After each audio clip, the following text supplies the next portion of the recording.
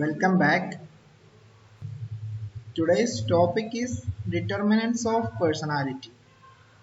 കഴിഞ്ഞ ക്ലാസ്സിൽ നമ്മൾ ഡിസ്കസ് ചെയ്തതാണ് ഡിറ്റർമിനൻസ് ഓഫ് പേഴ്സണാലിറ്റി. പേഴ്സണാലിറ്റിയെ സ്വാധീനിക്കുന്ന പ്രധാനപ്പെട്ട ഘടകങ്ങളാണ് നമ്മൾ ഡിസ്കസ് ചെയ്യുന്നത്. അതായത് ഒരു വ്യക്തിയുടെ പേഴ്സണാലിറ്റി അതിനെ ബാധിക്കുന്ന പ്രധാന ഘടകങ്ങൾ നമ്മൾ നാലായിട്ടാണ് തരംതിരിച്ചിരിക്കുന്നത്. First one is biological factors, second one family and social factors, third one cultural factors, fourth one situational factors. ഇങ്ങനെ നാല് കാര്യങ്ങളാണ് നമ്മൾ കഴിഞ്ഞ ക്ലാസ്സിൽ ഇതിനെക്കുറിച്ച് ഒരു ഇൻട്രൊഡക്ഷൻ പറഞ്ഞിരുന്നു. ഇത്രയും കാര്യങ്ങളാണ് പേഴ്സണാലിറ്റിയെ ബാധിക്കുന്ന പ്രധാന ഘടകങ്ങൾ. അപ്പൊ അതിൽ ആദ്യത്തെ ബയോളജിക്കൽ ഫാക്ടർ എന്ന് പറഞ്ഞാൽ നമ്മൾ പറഞ്ഞു മൂന്ന് കാര്യങ്ങളാണ്: ഹെറിഡിറ്റി, ബ്രെയിൻ, ഫിസിക്കൽ ഫീച്ചേഴ്സ്. അപ്പൊ നമുക്ക് ഇതിനെക്കുറിച്ച് കൂടുതൽ ഡീറ്റെയിൽഡ് ആയിട്ട് നമുക്ക് നോക്കാം. ഇപ്പൊ ഒരാളുടെ വ്യക്തിത്വത്തെ ഏറ്റവും ബാധിക്കുന്ന ഒരു ഘടകം അയാളുടെ ഫിസിക്കൽ ഫീച്ചേഴ്സ് തന്നെയാണ്. പുറമേയുള്ള അപ്പിയറൻസ് അല്ലെങ്കിൽ ലുക്ക് എന്നൊക്കെ നമ്മൾ പറയാറുണ്ട്.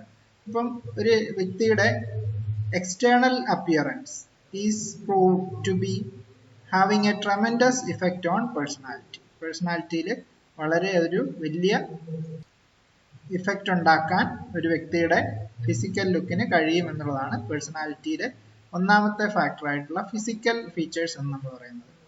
എക്സാമ്പിൾ നമുക്ക് നോക്കാം. For example, the fact that a person is short or tall, fat or thin, handsome or ugly, black or whitish will undoubtedly influence the person's effect on others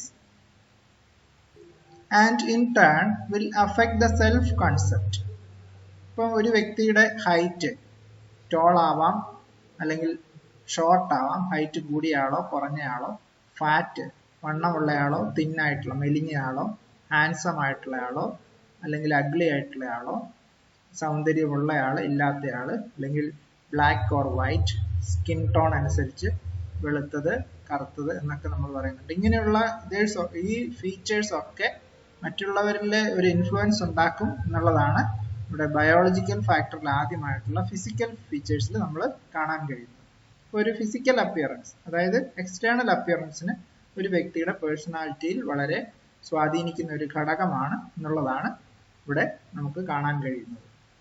The second thing is brain. Brain has a great impact on personality.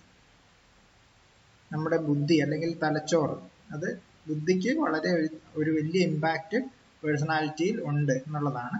പേഴ്സണാലിറ്റിയെ ബാധിക്കുന്ന മറ്റൊരു പ്രധാന ഘടകമാണ് brain. അപ്പം ബുദ്ധി എന്ന് പറയുന്നതും കുറെയൊക്കെ പാരമ്പര്യമാണ്, ബയോളജിക്കൽ ആയിട്ട് കിട്ടുന്ന ഒരു ഫാക്ടറാണ്. അപ്പം പലപ്പോഴും നമുക്ക് പല സൈക്കോളജിസ്റ്റും ഈ ഹ്യൂമൻ ബ്രെയിനിനെ പേഴ്സണാലിറ്റി ആയിട്ട് വളരെ പേഴ്സണാലിറ്റിയെ ഇൻഫ്ലുവൻസ് ചെയ്യാൻ കഴിയും എന്നുള്ളതിനെ കുറിച്ച് പറയുന്നുണ്ടെങ്കിലും അതിനങ്ങനെ പൂർണ്ണമായും തെളിയിക്കാനൊന്നും കഴിഞ്ഞിട്ടില്ല. എങ്കിലും നമുക്കറിയാം പാരമ്പര്യമായിട്ട് കിട്ടുന്നതാണ് ബുദ്ധി എന്നൊരു കൺസെപ്റ്റ് നമുക്കുണ്ട്. കാരണം പാരൻസിന്റെ ബുദ്ധി അനുസരിച്ചായിരിക്കും കുട്ടികളുടെ ബുദ്ധി എന്ന് IQ ഒക്കെ നമ്മൾ കണക്കാക്കാറുണ്ട്. എന്നാൽ അതിന് വിപരീതമായിട്ട് നമുക്ക് കാണാൻ കഴിയുന്നുണ്ട്. ബ്രൈറ്റ് ആയിട്ടുള്ള, ബ്രില്യൻ്റ് ആയിട്ടുള്ള, ഇന്റലക്ച്വലി മുമ്പോട്ടുള്ള വളരെ മുൻപിലുള്ള പാരൻസിന്റെ കുട്ടികൾക്കും ഇന്റലക്ച്വൽ ആയിട്ട് പുറകോട്ടുള്ളത് കാണുന്നുണ്ട്. അതുപോലെ ഇന്റലക്ച്വൽ ആയിട്ട് പുറകോട്ടുള്ള പാരൻസിന് ഇന്റലക്ച്വൽ ആയിട്ട് നല്ല ഇന്റലക്ച്വൽ കപ്പാസിറ്റി ഉള്ള കുട്ടികളെയും കാണാറുണ്ട്. പക്ഷെ ജനറലി നമ്മൾ ബ്രെയിൻ എന്നുള്ളതാണ് ഒരു രണ്ടാമത്തെ ഒരു ബയോളജിക്കൽ ഫാക്ടറിൽ പെടുത്തിയിരിക്കുന്നത്. ഇപ്പോൾ നമ്മുടെ ഒരു വ്യക്തിയുടെ പേഴ്സണാലിറ്റി ഡെവലപ്പ് ചെയ്യുന്നത് നമ്മുടെ ബ്രെയിനിന്റെ സ്ട്രക്ചർ അനുസരിച്ചാണ് എന്നാണ് സയന്റിസ്റ്റുകൾ അനുമാനിക്കുന്നത്. നമുക്കറിയാം ബ്രെയിനിന്റെ ഒരു പ്രത്യേകത, നമ്മുടെ ബ്രെയിനിന്റെ തലച്ചോറിന്റെ ലെഫ്റ്റ് സൈഡ്, നമ്മുടെ തലയുടെ ലെഫ്റ്റ് സൈഡുള്ള ബ്രെയിൻ നമ്മുടെ ശരീരത്തിന്റെ റൈറ്റ് സൈഡിലെയാണ് കൺട്രോൾ ചെയ്യുക. അതുപോലെ റൈറ്റ് സൈഡിലുള്ള ബ്രെയിൻ ലെഫ്റ്റ് സൈഡിനെ, ശരീരത്തിന്റെ ലെഫ്റ്റ് സൈഡിനെയാണ് കൺട്രോൾ ചെയ്യുക. അപ്പൊ ഇത്തരത്തില് ഒരു വ്യക്തിയുടെ പേഴ്സണാലിറ്റി ഡെവലപ്പ് ചെയ്യുന്നതിൽ ബ്രെയിന് വലിയ പങ്കുണ്ട് എന്നുള്ളതാണ് കാണാൻ കഴിഞ്ഞിട്ടുള്ളത്. നമുക്കറിയാം റൈറ്റ് ഹാൻഡ് ഉപയോഗിക്കുന്ന ആളുടെ, റൈറ്റ് ഹാൻഡറിന്റെ ലെഫ്റ്റ് ബ്രെയിൻ ആയിരിക്കും കൂടുതൽ ഡെവലപ്പ് ചെയ്യുക. ലെഫ്റ്റ് ഹാൻഡർ ആയിട്ടുള്ള ആളുടെ റൈറ്റ് ബ്രെയിൻ ഡെവലപ്പ് ചെയ്യും.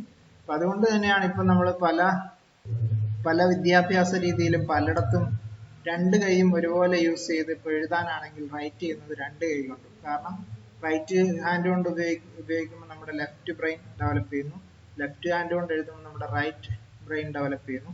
അല്ല രണ്ട് കൈ കൊണ്ട് നമ്മൾ എന്ത് കാര്യങ്ങളും ചെയ്യുമ്പോഴും നമ്മുടെ ബ്രെയിൻ ആണ് സ്റ്റിമുലേറ്റ് ചെയ്യപ്പെടുന്നത്. അപ്പം അത് ഇത്തരത്തിലുള്ള സ്റ്റിമുലേറ്റ് ചെയ്യുമ്പോൾ ആ വ്യക്തിയുടെ പേഴ്സണാലിറ്റി ഇമ്പ്രൂവ് ചെയ്യുന്നു. അപ്പം അതുകൊണ്ടാണ് ഇപ്പൊ രണ്ട് കൈ കൊണ്ടും എഴുതി പഠിപ്പിക്കുന്ന ചില വിദ്യാഭ്യാസ സ്ഥാപനങ്ങളും വിദ്യാഭ്യാസ മേഖലയൊക്കെ ഉണ്ട്. അപ്പൊ അത് നമ്മുടെ പേഴ്സണാലിറ്റിയെ അത് ഡെവലപ്പ് ചെയ്യാൻ സഹായിക്കുന്നു. മൂന്നാമത്തെ ഫാക്ടറാണ് ബയോളജിക്കൽ ഫാക്ടറിൽ ഹെറിഡിറ്റി അല്ലെങ്കിൽ പാരമ്പര്യം. മാതാപിതാക്കളിൽ നിന്ന് കിട്ടുന്ന കാര്യങ്ങളാണ്, ജനറ്റിക്കൽ ആയിട്ട് കിട്ടുന്ന കാര്യങ്ങളാണ്. അപ്പൊ അതിൽ എന്തൊക്കെയാണ്? ഫിസിക്കൽ ആയിട്ടുള്ള physical stature, then facial attractiveness, sex, temperament, muscle composition and reflex energy level and biological rhythm are characteristics that are generally considered to be imported either completely or substantially by one's parents. അപ്പോൾ പാരൻസിൽ നിന്ന് complete ആയിട്ടും കിട്ടുന്നതും അതിന്റെ ഭാഗികമായിട്ടും ഈ പറഞ്ഞ സ്വഭാവ സവിശേഷതകളൊക്കെ പാരന്റിന്റെ കിട്ടുന്നതാണ് നമ്മൾ ഈ ഹെറിഡിറ്റി എന്ന് പറയുന്നത്, പാരമ്പര്യം. ഇപ്പോൾ ഫിസിക്കലായിട്ട് കാണുമ്പോൾ ഉള്ള ലുക്ക് ആയിരിക്കാം, ഫേഷ്യൽ അട്രാക്റ്റീവ്നെസ് ഭംഗി, അതുപോലെ തന്നെ സെക്സ്, ടെമ്പർമെന്റ്, അതുപോലെ മസിൽ കമ്പോസിഷൻ, റിഫ്ലക്സ് എനർജി. അപ്പോൾ റിഫ്ലക്സ് എന്ന് പറയുമ്പോൾ നമുക്കറിയാവുന്നത് automatic response to a stimulus. നമ്മുടെ ബോഡി ഓട്ടോമാറ്റിക് ആയിട്ട് ഒരു സ്റ്റിമുലസിനെതിരെ റിയാക്ട് ചെയ്യുന്നതാണ്. അതിനെയാണ് റിഫ്ലക്സ് എന്ന് പറയുന്നത്. നമ്മുടെ ബോഡി എങ്ങനെ പ്രതികരിക്കുന്നു എന്നുള്ളത്, ഒരു ഇപ്പൊ ചൂടാണെങ്കിൽ അല്ലെങ്കിൽ തണുപ്പാണെങ്കിൽ അല്ലെങ്കിൽ ഒരു സൗണ്ട്, സോ ഇങ്ങനെ ഡിഫറെന്റ് ആയിട്ടുള്ള ഇൻപുട്സ് അല്ലെങ്കിൽ ഡിഫറെന്റ് ആയിട്ടുള്ള സ്റ്റിമുലസ്, ഇതിനോട് നമ്മൾ എങ്ങനെ പ്രതികരിക്കുന്നു എന്നുള്ളതാണ് റിഫ്ലക്സ് ആക്ഷൻ എന്ന് പറയും. ഓട്ടോമാറ്റിക് ആയിട്ട് നമ്മുടെ ശരീരം പെട്ടെന്ന് എടുക്കുന്ന റിയാക്ഷനെയാണ് റിഫ്ലക്സ് ആക്ഷൻ എന്ന് പറയുന്നത്. അപ്പൊ ഇങ്ങനെയുള്ളതൊക്കെ ഓരോ വ്യക്തികളിലും വ്യത്യസ്തമായിരിക്കും. അതൊക്കെ നമുക്ക് പ്രധാനമായിട്ടും ഹെറിഡിറ്റിയാണ്, പാരമ്പര്യത്തിലൂടെ കിട്ടുന്നതാണ്. And it is transmitted by genes in the chromosomes contributed by each parent. പാരന്റ്സിന്റെ ക്രോമോസോമിലൂടെ, ജീനിലൂടെ, ക്രോമോസോമിലൂടെ നമ്മളിലേക്ക് അടുത്ത തലമുറയ്ക്ക് കൊടുക്കപ്പെടുന്ന ഇത്തരം ഫാക്ടേഴ്സിനെയാണ് നമ്മൾ ഹെറിഡിറ്റി എന്ന് പറയുന്നത്, അല്ലെങ്കിൽ ഹെറിഡിറ്ററി ഫാക്ടേഴ്സ് എന്നതിനെ വിളിക്കും. അപ്പൊ ഇങ്ങനെയുള്ള ഹെറിഡിറ്ററി ആയിട്ട് കിട്ടുന്ന കാര്യങ്ങൾ that plays an important role in one's personality. ഒരു വ്യക്തിയുടെ പേഴ്സണാലിറ്റിയെ ബാധിക്കുന്ന പ്രധാന കാര്യങ്ങളൊന്നാണ് ഹെറിഡിറ്റി. അപ്പൊ അതൊക്കെ ഏതൊക്കെയാണെന്ന് നോക്കിയേ. First one is physical structure. നമ്മൾ നേരത്തെ പറഞ്ഞു tall, short, large, small feet, large feet, ഇങ്ങനെയൊക്കെ കാലിന്റെ വലിപ്പം, ശരീരത്തിന്റെ വലിപ്പം. സോ ഇതൊക്കെ പാരമ്പര്യമാണ്. Then second point, B point, reflexes. നമ്മൾ പറഞ്ഞു ഡയറക്റ്റ് റെസ്പോൺസ് ടു സ്റ്റിമുലി. ഒരു പ്രത്യേക ഒരു ശരീരം എങ്ങനെ ഒരു ആക്ഷനെതിരെ റിയാക്ട് ചെയ്യുന്നു എന്നുള്ളത് പ്രധാനപ്പെട്ടതാണ്. Then point C, innate drives. That mean physiological tensions. അതായത് impulses to act based on physiological tension. ശാരീരികമായിട്ട് വരുന്ന ടെൻഷനുകളുടെ പ്രതിപ്രവർത്തനം അല്ലെങ്കിൽ റിയാക്ഷൻസ്. സോ ഇതൊക്കെ ഹെറിഡിറ്ററി ആണ്. അതുപോലെ തന്നെ D point, intelligence, the capacity to learn. നമ്മൾ പറഞ്ഞു പഠിക്കുവാനുള്ള അല്ലെങ്കിൽ ലേൺ ചെയ്യാനുള്ള കഴിവ്, ഇന്റലിജൻസ്, ബുദ്ധി സാമർഥ്യം, ഇതൊക്കെ ഹെറിഡിറ്ററി ആണ്. Then temperament. ഇപ്പൊ ടെമ്പർമെന്റ് എന്ന് പറയുന്നത് നമ്മുടെ സ്വഭാവ വ്യത്യാസങ്ങൾ, സ്വഭാവ സവിശേഷതകളാണ്. Phlegmatic, excitable and lethargic. ഇങ്ങനെ മൂന്ന് കാര്യങ്ങൾ, സ്വഭാവത്തിന്റെ വ്യത്യാസങ്ങളാണ് ഈ പറയുന്നത്. ഫ്ലെഗ്മാറ്റിക് എന്ന് പറഞ്ഞാൽ ഉദാസീനമായിട്ടുള്ള സ്വഭാവം, എക്സൈറ്റഡ് എന്ന് പറഞ്ഞാൽ എക്സൈറ്റബിൾ, കുറച്ച് ആകാംക്ഷ കൂടുതലുള്ള തരം, അതുപോലെ തന്നെ ലെതർജിക് എന്ന് പറയുന്നത് അലസമായിട്ടുള്ള സ്വഭാവം. സോ ഇതൊക്കെ ടെമ്പർമെന്റ് ആണ്. സോ ഇത് ഒക്കെ നമുക്ക് പാരമ്പര്യമായിട്ട് കിട്ടുന്നതാണ്. അടുത്താണ് second factor is cultural factor. Biological factor എന്താണെന്ന് പഠിച്ചു. Next is cultural. അപ്പൊ എന്താണ് കൾച്ചർ എന്ന് നമുക്കറിയണം അല്ലേ. The accepted norms of social behaviour R known as culture. ഒരു സോഷ്യലി എല്ലാവരും ആക്സെപ്റ്റ് ചെയ്തിട്ടുള്ള ഒരു സോഷ്യൽ ബിഹേവിയർ, പൊതു സ്വഭാവമാണ്, അല്ലെങ്കിൽ നമ്മൾ പൊതുവായിട്ടുള്ള ഒരു പെരുമാറ്റത്തിനെയാണ് നമ്മൾ കൾച്ചർ എന്ന് പറയുന്നത്. ജനങ്ങളുടെ ഒരു കൂട്ടം ജനങ്ങള് സ്വീകരിച്ചിട്ടുള്ള പെരുമാറ്റ ചട്ടങ്ങൾ, ഇതിനെയാണ് നമ്മൾ കൾച്ചർ എന്ന് പറയുന്നത്. അപ്പൊ ഈ ഒരു കൾച്ചറിന് ഒരു വ്യക്തിയുടെ പേഴ്സണാലിറ്റിയിൽ ഒരുപാട് ഇൻഫ്ലുവൻസ് ഉണ്ട്, അല്ലെങ്കിൽ സ്വാധീനിക്കുന്നുണ്ട്. അപ്പൊ എങ്ങനെയാണ്? അതായത് ഒരു കൾച്ചർ അല്ലെങ്കിൽ ഒരു ജനങ്ങളുടെ ideology of the culture is imitated by the following generations. അടുത്ത വരും തലമുറകൾ നമ്മുടെ ഐഡിയോളജികൾ, നമ്മൾ ഫോളോ ചെയ്യുന്ന കാര്യങ്ങൾ കൾച്ചറും തന്നെയാണ് അടുത്ത ജനം അല്ലെങ്കിൽ ഫ്യൂച്ചർ ജനറേഷനൊക്കെ അത് ഫോളോ ചെയ്യുന്നു എന്നുള്ളതാണ്. ഇപ്പൊ എക്സാമ്പിൾ നമ്മൾ നേരത്തെ പറഞ്ഞിരുന്നു ഓരോ രാജ്യങ്ങളുടെ ഇതൊക്കെ. Independence, aggression, competition and cooperation, ഇതൊക്കെ these are the outcomes of cultural interaction. കൾച്ചറിന്റെ പ്രത്യേകത മൂലം ജനങ്ങൾക്കുണ്ടാകുന്ന പ്രത്യേക സ്വഭാവ സവിശേഷതകളാണ് ഈ aggression, independence, competition and cooperation. ഇപ്പൊ ഇന്ത്യൻ ജനങ്ങളുടെ പ്രത്യേകത കോമ്പറ്റീഷൻ ആണെന്ന് നമ്മൾ പറഞ്ഞു. അതുപോലെ തന്നെ കോമ്പറ്റീഷൻ ഇന്ത്യൻ പീപ്പിളിന്റെ ഒരു ക്യാരക്ടറാണ് അല്ലെങ്കിൽ ഒരു സ്വഭാവ സവിശേഷതയാണ്. കോപ്പറേഷൻ ജാപ്പാനീസിൻ്റെതും, അതുപോലെ തന്നെ അഗ്രഷൻ നോർത്ത് കൊറിയ, അതുപോലെ ഇൻഡിപെൻഡൻസ് ഓസ്ട്രേലിയൻ. സോ ഇങ്ങനെയുള്ളതെല്ലാം നമ്മുടെ കൾച്ചറൽ ഫാക്ടേഴ്സിന്റെ ഇൻഫ്ലുവൻസ് ആണ്.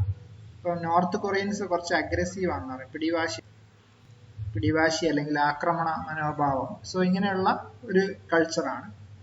ഓസ്ട്രേലിയൻസിനുള്ളത് ഇൻഡിപെൻഡൻസ് ആണ്. ആൻഡ് ജപ്പാനീസിന്റെ പ്രത്യേകത കോപ്പറേഷൻ ആണ്. സോ ഇങ്ങനെയൊക്കെ കൾച്ചർ നമ്മുടെ പേഴ്സണാലിറ്റിയെ ബാധിക്കാറുണ്ട്. സോ അതുപോലെ തന്നെ every culture has its own subculture. കൾച്ചറിനൊക്കെ സബ് കൾച്ചർ എന്ന് പറയുന്ന ഒരു ക്ലാസിഫിക്കേഷൻ നമ്മൾ പറയാറുണ്ട്. അല്ലെ അടുത്തൊരു തലത്തിൽ അടുത്തൊരു ക്ലാസിഫിക്കേഷനാണ് സബ് കൾച്ചർ എന്ന് പറയുന്നത്. അതായത് സബ് കൾച്ചർ എന്ന് പറയുമ്പോൾ പ്രധാനമായിട്ടും moral values, standards of cleanliness, styles of dress and definitions of success, ഇങ്ങനെയുള്ള കാര്യങ്ങൾ ഇതൊക്കെ സബ് കൾച്ചറാണ്. അപ്പൊ അതായത് മോറൽ വാല്യൂസ്, ഇപ്പൊ സന്മാർഗ പാഠങ്ങൾ അല്ലെങ്കിൽ മൂല്യങ്ങൾ, അതുപോലെ തന്നെ സ്റ്റാൻഡേർഡ്സ് ഓഫ് ക്ലെൻലിനെസ്, ശുചിത്വം പാലിക്കേണ്ട ചില സ്റ്റാൻഡേർഡുകൾ അല്ലെങ്കിൽ വൃത്തിയുടെ സ്റ്റാൻഡേർഡുകൾ, സ്റ്റൈൽസ് ഓഫ് ഡ്രസ്സിങ്ങിന്റെ പല സ്റ്റൈലുകൾ, അതുപോലെ ഡെഫിനിഷൻസ് ഓഫ് സക്സസ്, വിജയം എന്ന് പറഞ്ഞാൽ എന്താണ് എന്നുള്ളതിന്റെ പല അർത്ഥങ്ങൾ, വിജയം ഡിഫൈൻ ചെയ്യുന്നത്. സോ ഇങ്ങനെയൊക്കെ സബ് കൾച്ചറാണ്. ഇങ്ങനെയുള്ള സബ് കൾച്ചർ എല്ലാം ചേർന്ന് ആണ് ഒരു വ്യക്തിയുടെ പേഴ്സണാലിറ്റിയെ സ്വാധീനിക്കുന്നത്. നെക്സ്റ്റ് തേർഡ് കാറ്റഗറിയാണ് family and social factors. So family and social factors have considerable influence on personality development. Personality development വളരെ ഇൻഫ്ലുവൻസ് ചെയ്യുന്ന രണ്ട് കാര്യങ്ങളാണ് ഫാമിലി ആൻഡ് സോഷ്യൽ ഫാക്ടേഴ്സ്. അപ്പൊ ഈ രണ്ട് കാര്യങ്ങളും ഒരു വ്യക്തിയുടെ സോഷ്യലൈസേഷൻ ആൻഡ് ഐഡന്റിഫിക്കേഷൻ പ്രോസസ്സിനെ വളരെയധികം സ്വാധീനിക്കുന്നു. സോഷ്യലൈസേഷൻ എന്ന് പറഞ്ഞാൽ എന്താണ്? സാമൂഹ്യവൽക്കരണം.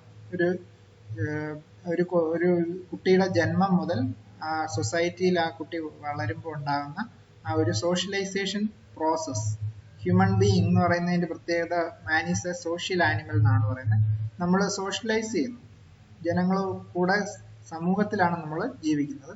അപ്പൊ ഈ ഒരു പ്രോസസ്, സോഷ്യലൈസേഷൻ പ്രോസസ്സ്, അത് ആരംഭിക്കുന്നത് ബർത്ത് ജനനത്തിലൂടെ അമ്മയിൽ നിന്നുമാണ്. അത് കഴിഞ്ഞാൽ ഫാമിലി മെമ്പേഴ്സ് ആണ്. അത് കഴിഞ്ഞാൽ സോഷ്യൽ ഗ്രൂപ്പ്സ് ലൈക്ക് ഫ്രണ്ട്സ്, പിന്നെ നമ്മുടെ നെയ്ബേഴ്സ്, സ്കൂൾ, കോളേജ് ഫ്രണ്ട്സ്, ഇങ്ങനെയുള്ള ആ ഒരു സോഷ്യലൈസേഷനിലൂടെയാണ് ഒരു പേഴ്സണാലിറ്റി ഡെവലപ്പ് ചെയ്യുന്നത്. So the socialisation process starts within initial contact between mother and infant and later on from the family members and social groups. So these person and groups influence the personality of an individual. ഇപ്പം പറഞ്ഞ family, അതുപോലെ തന്നെ friends, social groups, ഈ ഒരു ഗ്രൂപ്പിനെ ഒരു personality ഡെവലപ്മെന്റിന് വളരെ പ്രധാനപ്പെട്ട ഒരു സ്വാധീനിക്കാനുള്ള അതിന്റെ ഒരു പ്രധാന ഘടകം തന്നെയാണ്. അപ്പം പറഞ്ഞ കാര്യങ്ങളൊക്കെ പേഴ്സണാലിറ്റി ഡെവലപ്മെന്റിനെ സ്വാധീനിക്കുന്നു. ഇതിനെയാണ് നമ്മൾ സോഷ്യലൈസേഷൻ പ്രോസസ് എന്ന് പറയുന്നത്. അപ്പോൾ ഇതാണ് സോഷ്യലൈസേഷൻ പ്രോസസ്. ഇനി നമുക്ക് ഐഡന്റിഫിക്കേഷൻ പ്രോസസ് എന്ന് പറയുന്ന എന്താണെന്ന് നോക്കാം. ഈ ഐഡന്റിഫിക്കേഷൻ എന്ന് പറയുന്ന ഒരു വ്യക്തിത്വം തിരിച്ചറിയുന്ന ആ ഒരു പ്രോസസ്സിനാണ് ഐഡന്റിഫിക്കേഷൻ എന്ന് പറയുന്നത്. പ്രത്യേകിച്ച് ഒരു ചൈൽഡ് ആയിരിക്കുമ്പോൾ അവരുടെ പാരൻസിനെയാണ് കുട്ടി ഇമിറ്റേറ്റ് ചെയ്യുക. പാരൻസ് ചെയ്യുന്നതനുസരിച്ച് അതനുസരിച്ചാണ് കുട്ടിയുടെ പേഴ്സണാലിറ്റി ഡെവലപ്പ് ചെയ്യുന്നത്, പാരൻസിനെയാണ് അനുകരിക്കുന്നത്. അപ്പൊ ഇതുപോലെ തന്നെ ആ കുട്ടി ആൺകുട്ടിയാണെങ്കിൽ ഫാദറിനെ അനുകരിക്കാൻ നോക്കും, ആ പേഴ്സണാലിറ്റി ഐഡന്റിഫൈ ചെയ്യും. പെൺകുട്ടിയാണെങ്കിൽ അമ്മയെ അനുകരിക്കാൻ നോക്കും. സോ ഇത്തരത്തിലുള്ള ഐഡന്റിഫിക്കേഷൻ എന്ന് പറയുന്നത് എയർലി ഡെവലപ്മെന്റ് സ്റ്റേജിൽ തന്നെ ഒരു കുട്ടി ആയിരിക്കുമ്പോൾ തന്നെ ആ കുട്ടി അത് ഡെവലപ്പ് ചെയ്തെടുക്കുന്ന ഒരു ഫാക്ടറാണ്. So the parents play an important part in the identification process, which is important to the individual's early development. This process occurs when a person tries to identify himself with some persons whom he feels ideal or model in the family. ഇപ്പോൾ ഒരു കുട്ടി ആ കുട്ടിയുടെ ഫാമിലിയിലുള്ള ഏതെങ്കിലും ഒരു വ്യക്തിയെ ആ കുട്ടി മോഡലായി എടുത്തുകൊണ്ട് ആ ഐഡിയൽ ആയിട്ടുള്ള ഒരു വ്യക്തിയുടെ ആ പേഴ്സണാലിറ്റിയെ ആ കുട്ടി അനുകരിക്കാൻ ശ്രമിക്കുന്നു. സോ ഇതാണ് നമ്മൾ ഐഡന്റിഫിക്കേഷൻ പ്രോസസ് എന്ന് പറയുന്നത്. Generally a child in the family tries to behave like his father or mother. സാധാരണയായ കുട്ടികൾ അവരുടെ അപ്പൻ്റെയോ അമ്മയുടെയോ ബിഹേവിയറിനെയാണ്, സ്വഭാവത്തിനെയാണ് അനുകരിക്കാൻ നോക്കുന്നത്. സോ ഈ ഒരു പ്രോസസ്സിനെയാണ് നമ്മൾ ഐഡന്റിഫിക്കേഷൻ പ്രോസസ്സ് എന്ന് പറയുന്നത്. അപ്പം അതുകൊണ്ട് തന്നെ ഒരു വ്യക്തിയുടെ പേഴ്സണാലിറ്റി ഡെവലപ്പ് ചെയ്യുന്നതിൽ വളരെ ഏറെ സ്വാധീനമുള്ള ഘടകങ്ങളാണ് ഫാമിലി ആൻഡ് സോഷ്യൽ ഫാക്ടേഴ്സ്. അതുപോലെ തന്നെ ഫാമിലിയിൽ ഫാദറും മദറും കഴിഞ്ഞാൽ സിബ്ലിങ്സ്, അതായത് brothers and sisters also contribute to personality. ഒരു പേഴ്സണാലിറ്റിക്ക് കോൺട്രിബ്യൂട്ട് ചെയ്യുന്ന ആൾക്കാരാണ് ബ്രദേഴ്സ് ആൻഡ് സിസ്റ്റേഴ്സ്. അപ്പോൾ അതിനൊരു എക്സാമ്പിൾ ഇവിടെ പറയുന്നുണ്ട്. ഇവിടെ first born individuals are more dependent than those last born. ആദ്യമായിട്ടുണ്ടായ കുട്ടി മറ്റുള്ള കുട്ടികളെക്കാളും ഡിപ്പെൻഡന്റ് ആയിരിക്കും, പാരൻസിനെയൊക്കെ ഡിപ്പെൻഡ് ചെയ്തിട്ടായിരിക്കും ഉണ്ടാവുക. അപ്പൊ അത് ഒരു വ്യത്യാസമാണ്, ആ ഒരു പേഴ്സണാലിറ്റിയിൽ വന്ന വ്യത്യാസമാണ്. അപ്പം ആദ്യമായിട്ടുണ്ടായ first born individual are more dependent than those of late born. ഇപ്പം ലാസ്റ്റ് ഉണ്ടാകുന്ന കുട്ടികളൊക്കെ കുറെ ഇൻഡിപെൻഡന്റ് ആയിട്ട് ബിഹേവ് ചെയ്യുന്നു എന്നുള്ളതാണ് ഇവിടെ നമ്മൾ ഈ ഒരു തിയറിയിൽ നിന്ന് കാണാൻ കഴിയുന്നത്. And the third point is home environment.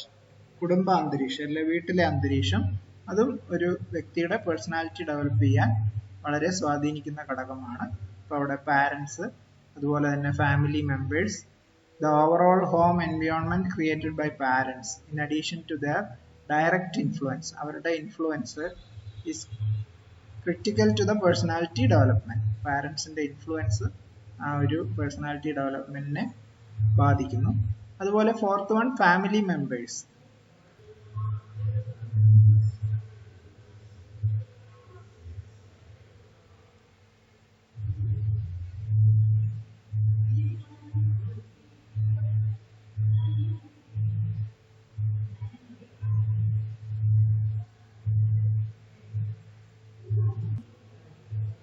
അപ്പോൾ അത് നമ്മൾ നേരത്തെ പറഞ്ഞു, ഫാമിലി മെമ്പേഴ്സ് ഇൻഫ്ലുവൻസ് ചെയ്യുന്നുണ്ട്.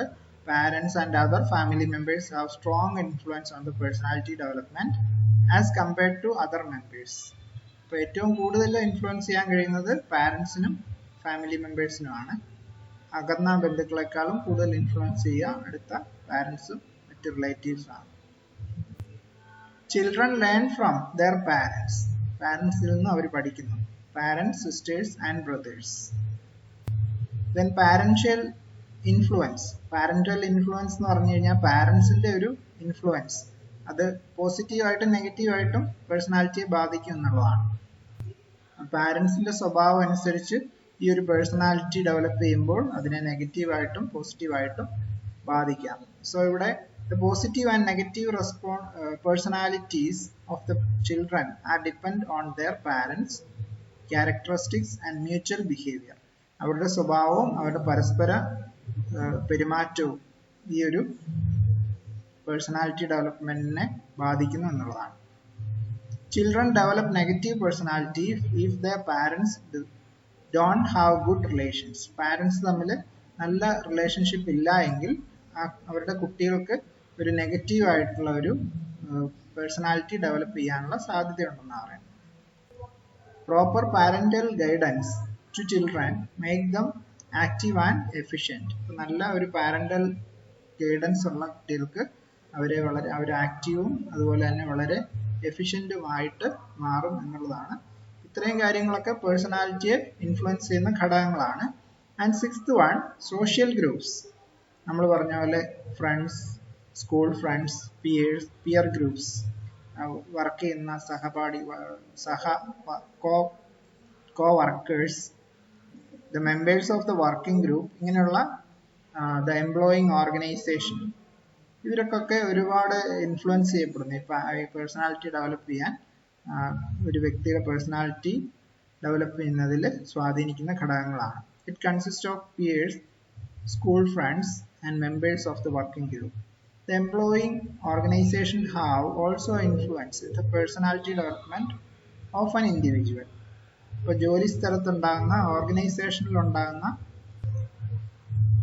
അവിടുത്തെ അംഗങ്ങൾ, അവിടുത്തെ മെമ്പേഴ്സിനും ഈ ഒരു പേഴ്സണാലിറ്റി ഡെവലപ്മെന്റിന് ഒരു ഒരു ഇൻഡിവിജ്വലിനെ ഇൻഫ്ലുവൻസ് ചെയ്യുന്നു, അല്ലെ സ്വാധീനിക്കുന്നു. ഇത്രയും കാര്യങ്ങളാണ് നമ്മൾ ഫാമിലി ആൻഡ് സോഷ്യൽ ഫാക്ടേഴ്സിൽ പെടുത്തിയിരിക്കുന്നത്. ഇനി നമ്മൾ നാലാമത്തെ കാറ്റഗറിയാണ്, ദാറ്റ് ഈസ് സിറ്റുവേഷണൽ ഫാക്ടേഴ്സ്. സാഹചര്യവുമായി ബന്ധപ്പെട്ട ഫാക്ടേഴ്സ്, ഘടകങ്ങൾ.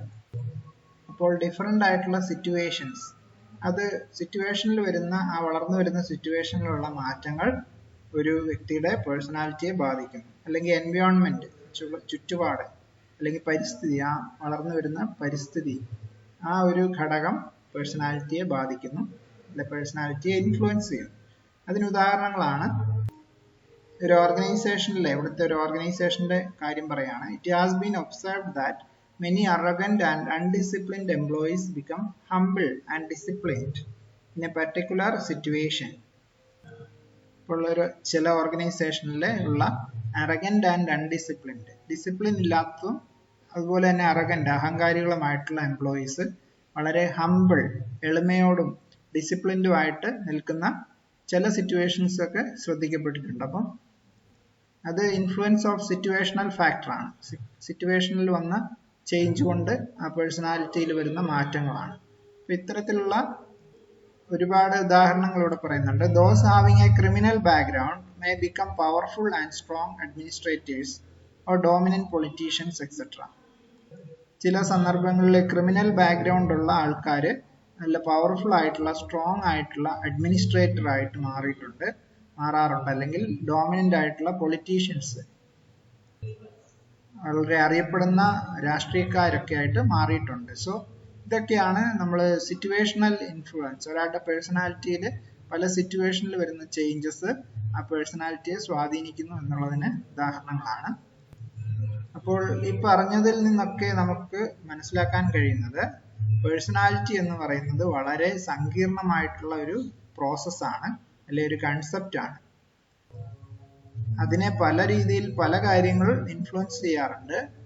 ബോത്ത് വിതിൻ, ഉള്ളിൽ നിന്നുള്ളതും ഒരു വ്യക്തിക്ക് ഉള്ളിൽ നിന്നും, ഔട്ട്സൈഡ് ആൻഡ് ഇൻഡിവിജ്വൽ, പുറത്തു നിന്നും. ഇപ്പോൾ ഒരു വ്യക്തിക്കുള്ളിലുള്ള ഫാക്ടേഴ്സും പുറമേയുള്ള ഫാക്ടേഴ്സും ഈ ഒരു പേഴ്സണാലിറ്റിയെ ഇൻഫ്ലുവൻസ് ചെയ്യാറുണ്ട്. അപ്പോൾ അതുകൊണ്ട് തന്നെ പേഴ്സണാലിറ്റി എന്ന് പറയുന്നത് വളരെ കോംപ്ലക്സ് ആയിട്ടുള്ള, സങ്കീർണമായിട്ടുള്ള ഒരു കൺസെപ്റ്റാണ്.